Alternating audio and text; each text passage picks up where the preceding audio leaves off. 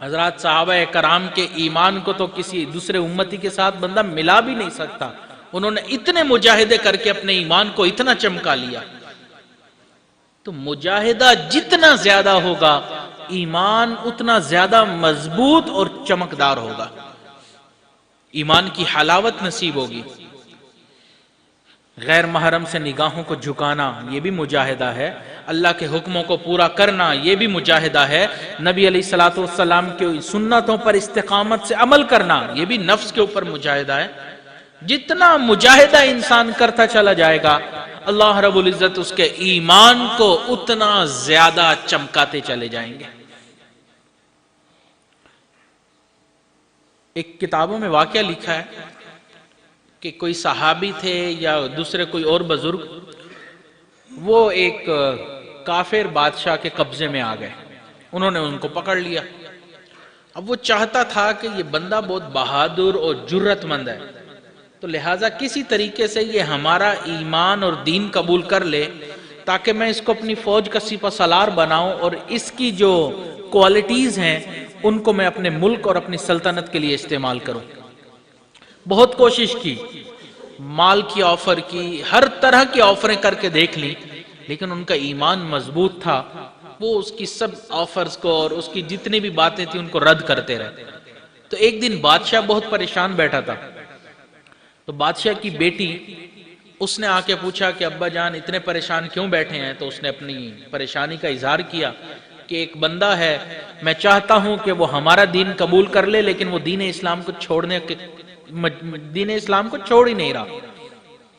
بیٹی نے کہا آپ مجھے اجازت دیں، میں حور پری، پورے ملک کی سب سے خوبصورت لڑکی، دنیا کے نوجوان میرے حسن کو دیکھنے کے لیے ترستے ہیں، میں تو چند سیکنڈ میں اس انسان کے ایمان کو ہلا کے رکھ دوں گی.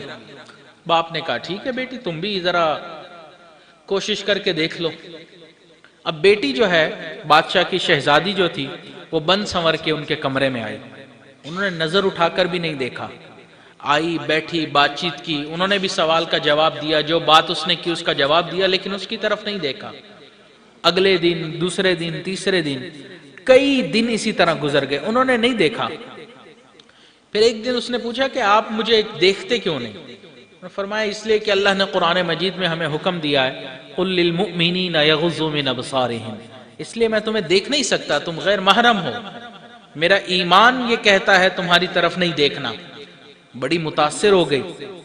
پھر کہتی ہے اچھا تمہارے دین نے اور کیا کیا کہا ہے؟ بس یہ آغاز تھا. جیسے اس نے یہ کہا انہوں نے اس کو دین اسلام کے بارے میں بات کرنا شروع کر دی.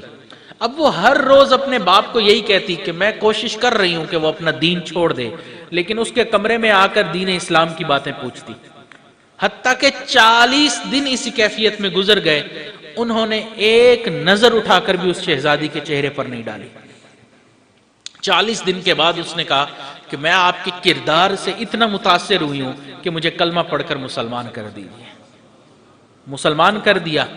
تو شہزادی نے کہا اب تو میں مسلمان ہو گئی ہوں، اب تو میں خود اس محل میں رہ نہیں سکتی، میرے باپ کو پتہ چلا تو مجھے بھی قتل کروا دے گا، تو اب ہم کیا کریں؟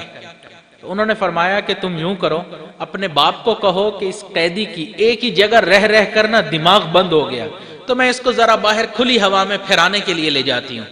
شہزادی نے کہا بہت اچھا، اگر ہم باہر جائیں گے تو میں آپ سے نکاح بھی کر لوں گی، پھر ہم زندگی بھی اکٹھی گزار لیں گے. شہزادی نے آ کے اپنے باپ کو کہا، باپ نے کہا بیٹی بہت اچھا، آپ باہر جائیں تھوڑا گھومیں پھریں.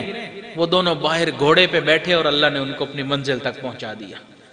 ایمان مضبوط تھا تو غیر محرم پر نظر نہیں ڈالی. ہمارا ایمان اتنا کمزور ہوتا ہے کہ غیر محرم کے اوپر ہم نظریں ڈالتے پھرتے ہیں. یاد رکھیں غیر محرم پوری زندہ سلامت سامنے ہو تو بھی اس کے چہرے پر نظر ڈالنا حرام ہے. غیر محرم آپ کے موبائل میں کوئی تصویر ہو تو بھی اس کے چہرے کو دیکھنا حرام ہے، چاہے ٹی وی پر ہو چاہے کوئی تصویر میں ہو، کسی بھی صورت میں ہو اس کے چہرے پر نظر ڈالنا جائز نہیں ہے. اس لیے جس چیز کو صحیح زندہ اپنی ان آنکھوں سے سامنے دیکھنا حرام ہے نا، اسی چیز کو موبائل کی سکرین پر دیکھنا بھی حرام ہے. تو یہ نوجوان اس بات کو سمجھ لیں کہ وہ یہ سمجھتے ہوں کہ ہم کمروں میں ہوتے ہیں، ہمارے ماں باپ کو بھی پتہ نہیں ہوتا، ہم رات کے وقت اپنے بستر میں ہوتے ہیں، کسی کو پتہ بھی نہیں چلتا۔ اے دانش عیار خدا دیکھ رہا ہے، اے خواہش سرشار خدا دیکھ رہا ہے۔ جس بھی کیفیت میں ہم ہوں گے خدا تو دیکھ رہا ہے نا۔ جس لمحے ہم نے کلمہ پڑھا نا، ہمارا معاملہ مخلوق سے کٹ کے اللہ سے جڑ گیا۔ اب ہمارے اعمال کا واسطہ تعلق مخلوق سے نہیں ہے، اللہ سے ہے۔ ہم نے ہر کام اللہ کے لیے کرنا ہے۔ تو جو جرم ہم کھلے عام کرتے ہیں، جرم پسے دیوار خدا دیکھ رہا ہے۔ تو ہم چاہے کنڈی لگا کر کوئی گناہ کریں، چاہے ہم بند کمرے میں کریں، چاہے زمین تحت الثری میں جا کے کوئی گناہ کریں، خدا وہاں پہ بھی دیکھ رہا ہے۔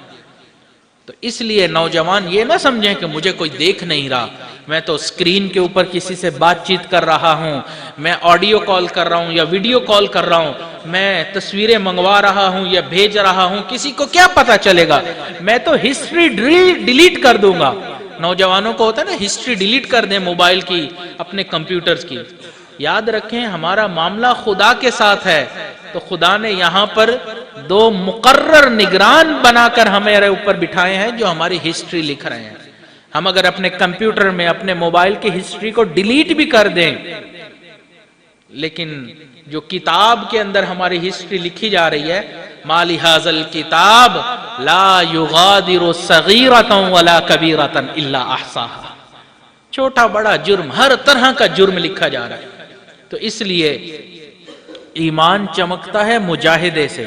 اسکرین پر بھی کسی غیر محرم کو نہ دیکھا جائے، یہ بھی مجاہدہ ہے۔ انسان اس پر بھی مجاہدہ کرے گا تو اللہ تعالیٰ اس کے ایمان کو چمک عطا فرمائیں گے۔